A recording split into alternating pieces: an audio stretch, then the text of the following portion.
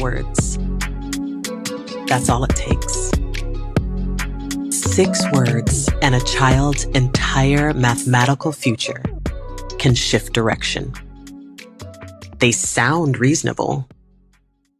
They even sound familiar. They get laughed off at dinner tables and nodded at parent meetings. And they get muttered in staff rooms by people who would never apply the same logic to reading or writing or any other area of human development. I'm just not a math person. You've heard it. You may have even said it.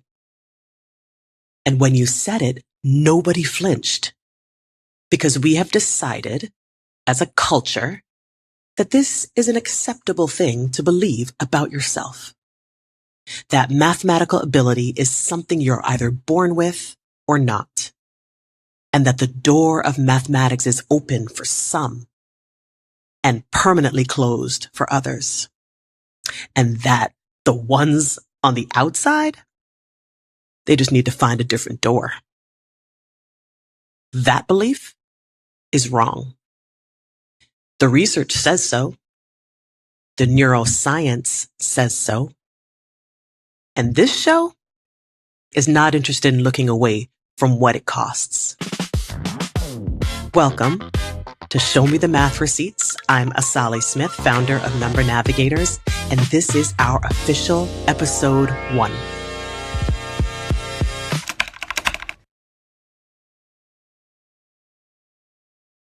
Today we're going to go and look directly at those 6 words, where they come from, what they do inside a child, what they cost students, teachers, and the whole system, and what we can actually do about it.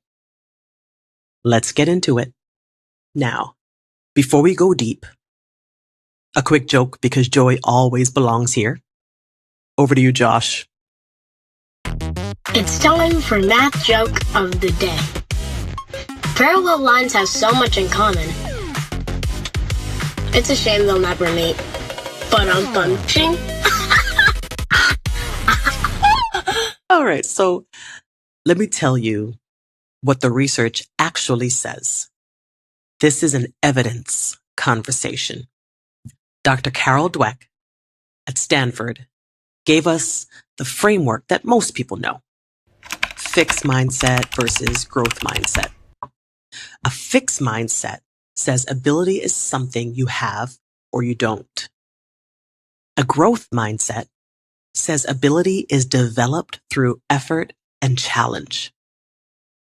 Mathematics is the one subject where fixed mindset language is completely socially acceptable. Nobody announces at a dinner party that they never learned to read. But I'm just not a math person gets a sympathetic nod every single day. From parents, from colleagues, from adults who would be horrified to say the same thing about literacy. And here is why that matters inside a classroom. When students believe mathematical ability is fixed, when they've absorbed the message that some people have it and some people don't, they disengage from challenge. If you believe you're not a math person, then struggling is not evidence that you're learning. It's more of a confirmation of what you've already decided about yourself. And the most rational response to that belief is to stop trying. Now layer in the research on mathematical identity. The work of scholars like Danny Martin and Rochelle Gutierrez, it gets more serious. Mathematical identity forms early.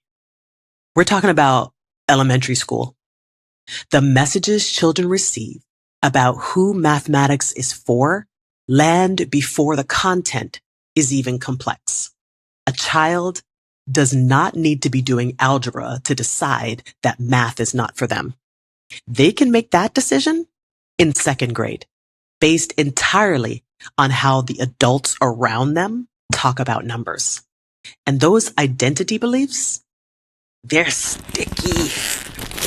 A student who decides in third grade that they're not a math person will carry that conclusion through middle school, through high school, into every career decision they make.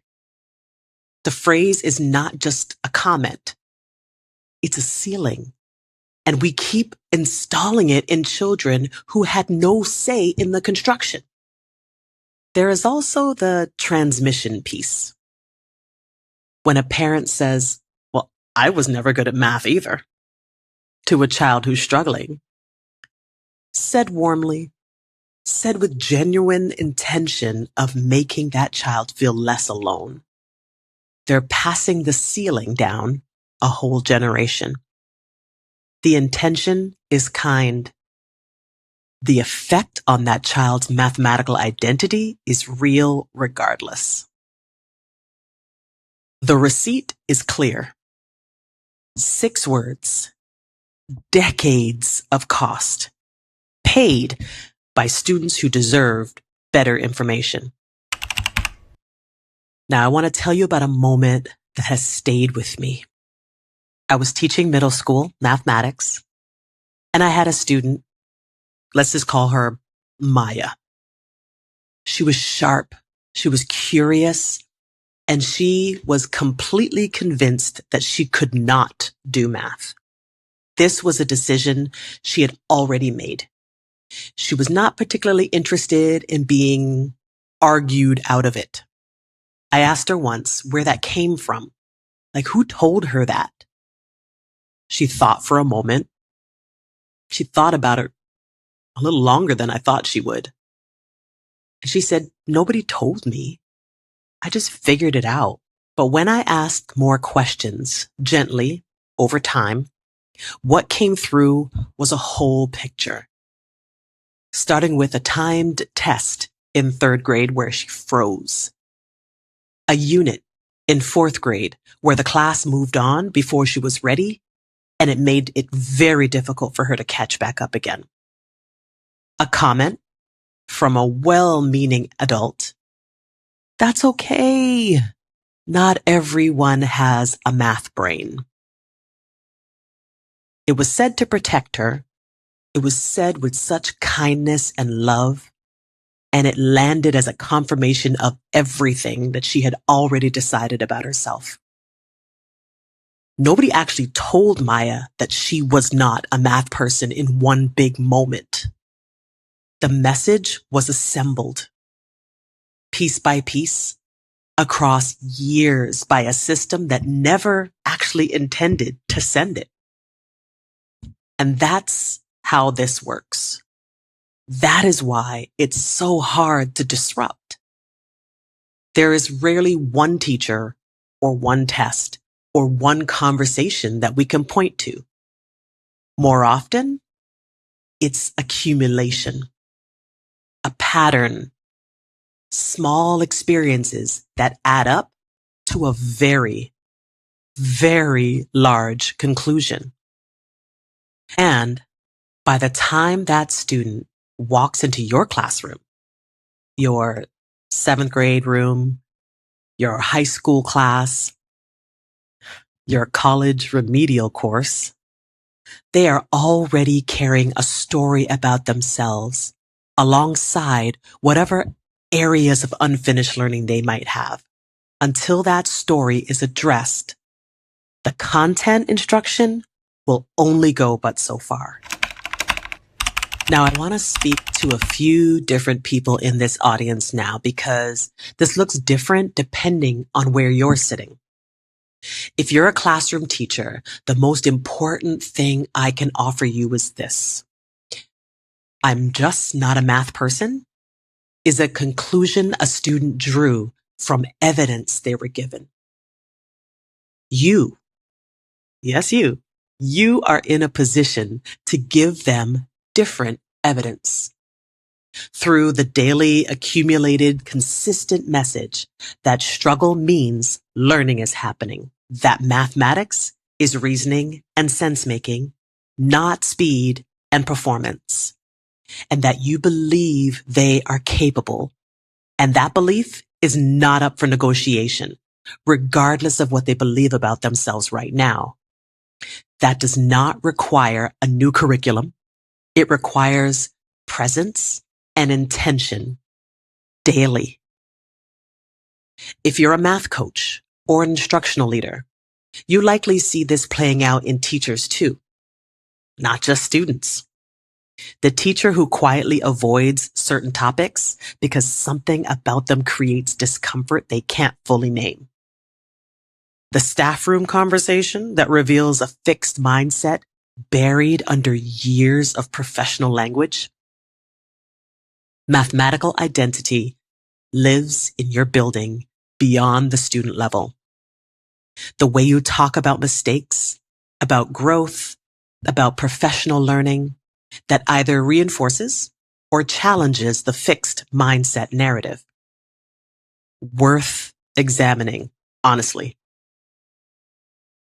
If you're a pre-service teacher, you are in the most powerful position right now because your beliefs are still forming.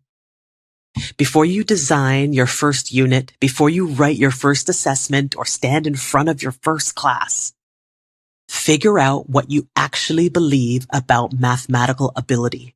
Students are extraordinary. They are extraordinary readers of adult belief. They will know if you think they can do this. Start with the belief. Build the practice on top of that. And if you found this podcast because those 6 words belong to you, because somewhere along the way you decided mathematics was not your thing, and that decision has followed you, here is what the research says on neuroplasticity. The brain does not stop developing the capacity for mathematical reasoning after elementary school. The story you were handed is not the final word. It never was.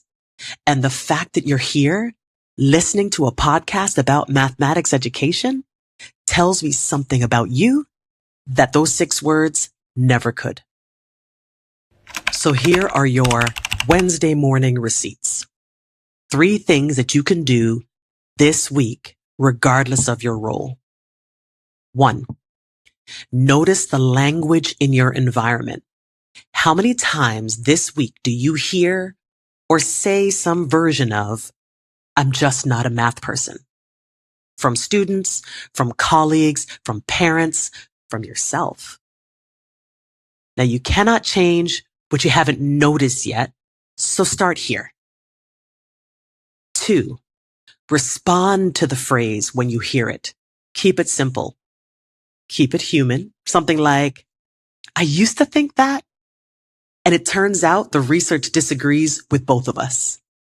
Or, "That's a story that a lot of people carry. Let's see what happens when we sit down for a minute and set that phrase aside."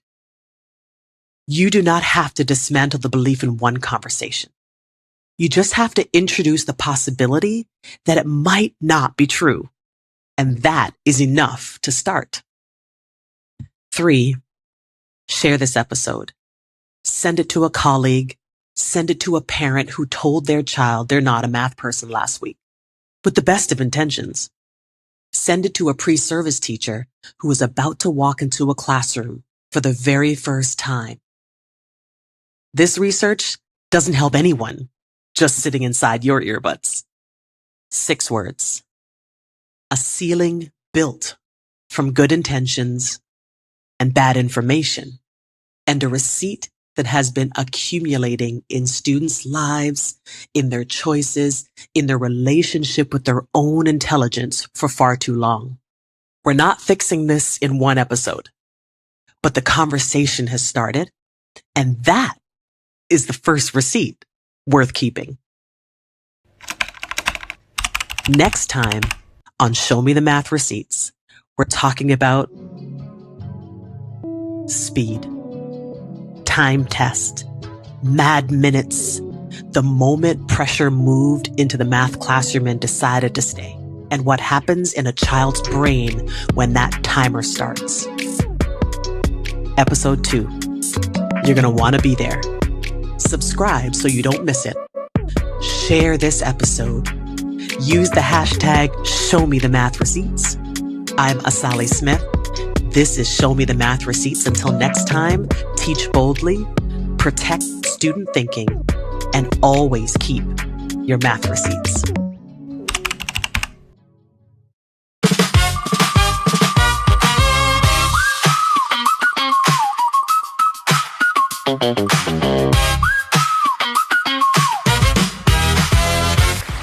Congratulations, we will reach out and send your prize on its way.